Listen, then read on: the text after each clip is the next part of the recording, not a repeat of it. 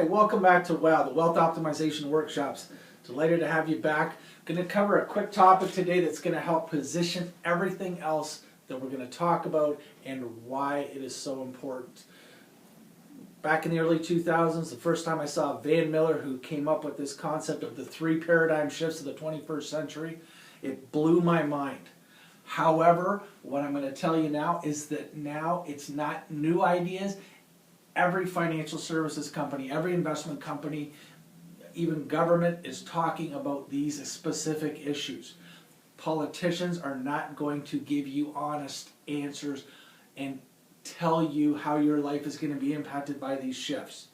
So it's on the financial services industry to help educate you and position you with the solutions you're going to need to help address these problems in the future.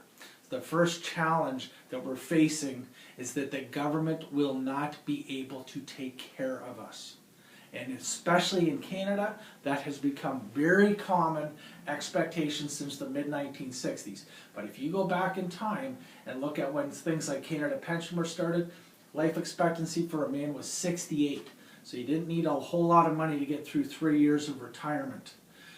The amount of people that were above age 65 was a very small portion.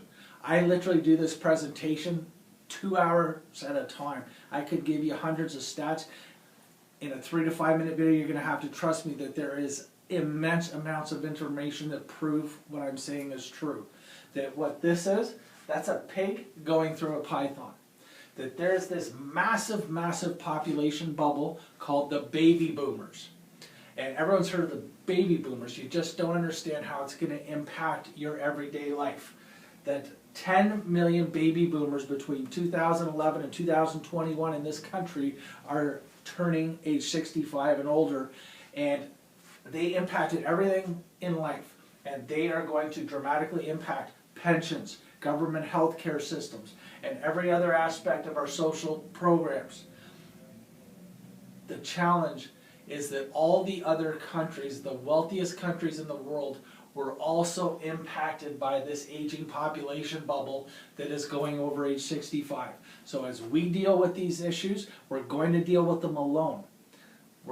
The other wealthy countries in the world aren't going to be able to bail us out of this math problem that we have that's going to put a strain on everything in life.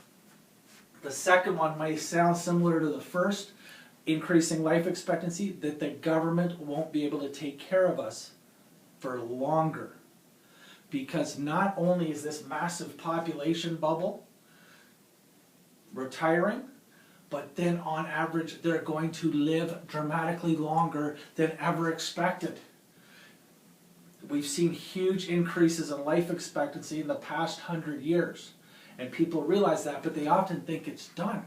And what they don't realize is that advancements in biotechnology, advancements in diagnostics, the ability to cure illnesses and conditions that were previously a death sentence, means that on average, we may see people live an additional 30 years. Is that great news at surface level? Absolutely fantastic that we're helping save people's lives. What's the challenge? Those people are going to live an additional 30 years without any money. If, as an industry in the financial planning world, if people don't understand that they now need to plan not to live to be 78 or 82, or that they're going to pass away at 60 like maybe their grandparents did, that they may see 90 or even 100. There's now more than 6,800 Canadians beyond age 100. 10 years from now, there'll be dramatically more than that. And so if you think you're going to be able to retire at 60, 65 just because your relatives did, but now you're going to live 30 years in retirement, that is not a realistic plan for most people. They have not saved near enough, planned well enough to be able to retire. So unless you want to be 94 years old and back as a Walmart greeter trying to financially survive, we need people to plan differently and use different tools. They can say, well, my grandparents didn't need to do such and such. That's true, because they didn't have these issues the way people do today of living decades in retirement. The final shift, a shift from an industrial era to a technology era. We know how that's impacted everything in our lives, from our cell phones and computers to all kinds of things. But there's still this underlying belief that high-paying jobs should come out of the manufacturing sector, or that all the good-paying jobs went to Mexico, or they went to China or somewhere else. The reality is that the vast majority of those types of jobs where you started in a factory and you worked there for 30 years, retired with a lifetime pension, with lifetime benefits, and that you just got to have that as an expectation just because your grandparents did, that is not the reality of today. Most of those jobs were replaced by the robotics on the line beside them. So people will have far more career changes, far more education is going to be required, which is going to be important for our kids or our grandkids.